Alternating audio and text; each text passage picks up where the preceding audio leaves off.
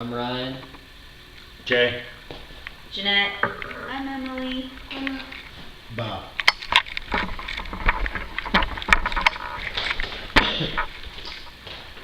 Hi, I'm Jimmy. Now, everyone loves to eat. It's what gives us energy, and it gives us there's so many different tasty treats for us to indulge in. If you're like me, your kitchen is filled with meats, cheeses, vegetables, fruits, Hot Pockets, sodas, Gatorade, and probably more food than you can eat in a week. I never go hungry in my household and have a large variety of foods.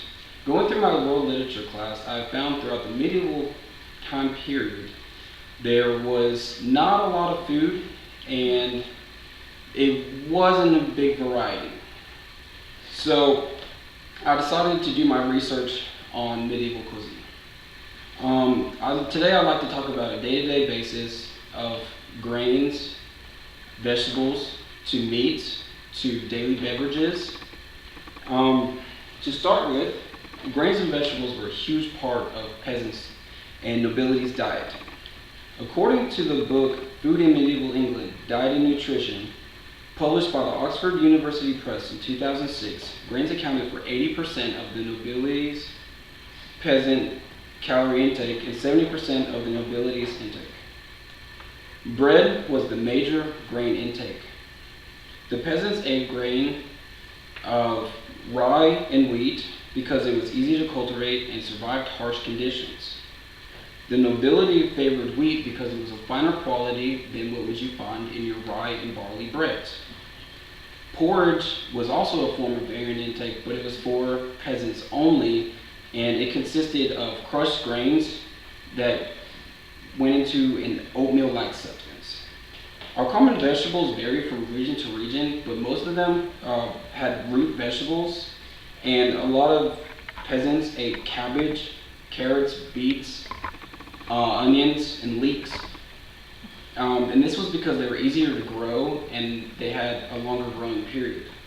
The nobility ate these vegetables as well, and all of these vegetables were cooked because the doctors in the time said that the vegetables were bad if they were eaten raw. The vegetable and grain are filling, but nothing helps fill your hunger like some meat. And it adds flavor to an otherwise bland diet. Common meats that were eaten came from pigs, cattle, sheep, geese, chicken, and fish. Peasants ate very little meat, and the reasons is because they had very little money to support meat-eating habits. And if a peasant was able to acquire any animals for meat consumption, such as a cow, sheep, or chicken, they would use it for other purposes like the milk it produces to make butters and cheeses, or the wool for clothing, or eggs from the chickens to eat. The nobility feasted on many meats.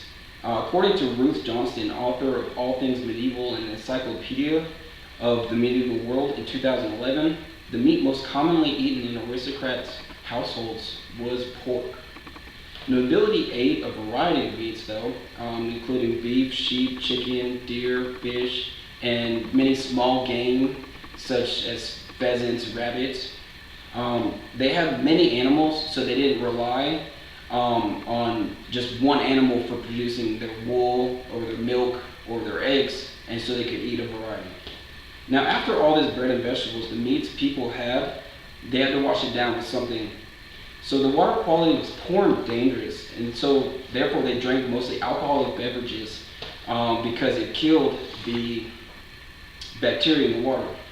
Peasants drank ale or beer, and according to David Hansen in his 1995 book, Preventing Alcohol Abuse, Alcohol Culture and Control, ale was a thick and nutritious, syrupy mix which soured quickly and was made for local consumption. The ale was a staple for peasants as it provided much calorie intake for them. Beer was not produced until after the 12th century, and beer was favored because it did not spoil easily.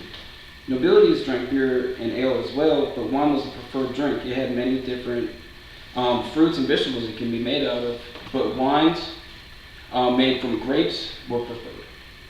In conclusion, the peasants didn't have much to eat, and the nobility ate as almost as well as we did today. The diets consisted heavily on grains, the nobility were lucky meat eaters, and everyone had to be a little drunk due to all the alcohol beverages that they drank daily. Now, studying the ancient cuisines, I have known a new appreciation to the food we eat today. And although sometimes I wish we could go back and water was still unsafe, so we could all drink ale every day.